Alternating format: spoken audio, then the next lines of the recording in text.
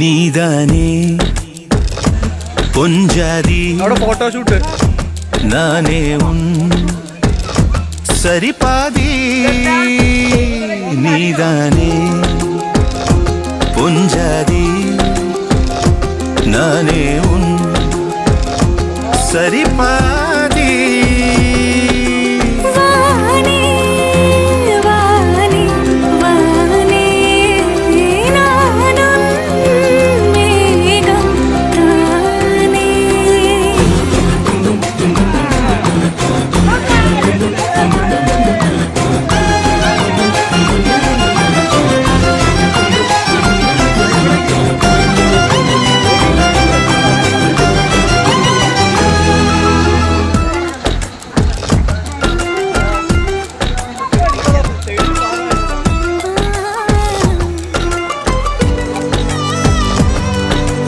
இனியவளே உனது இருவிழி முன் பழதச குவளையில் விழுந்த எறும்பின் நிலை எனது நிலை விலக விருப்பமில்லையே பூவே அதிசயனே பிறந்து பல வருடம் அறிந்தவை மறந்தது எனது நினைவில் இன்று உனது முகம் தவிர எதுவும் இல்லையே அன்பே வேறாரும் வாழாத பெருவாழ்விது நினைத்தாலே மனமெங்கும் மழை தூவுது மழலையின் வாசம் போதுமே தலையினில் வானம் போதுமே ஒரு கணமே உன்னை பிரிந்தால் உயிர் மலர் காய்ந்து போகுமே நீதானே பொஞ்சாதி நானே உன் சரிபாதி நீதானே பொஞ்சாதி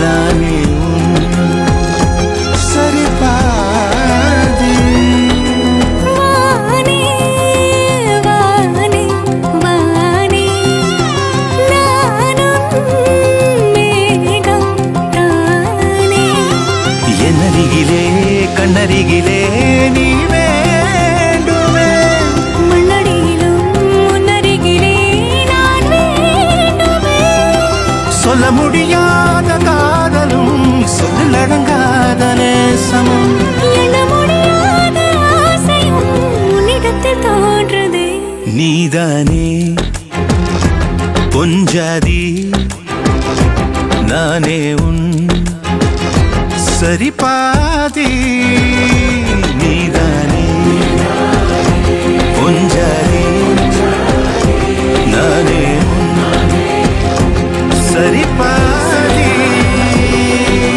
வானே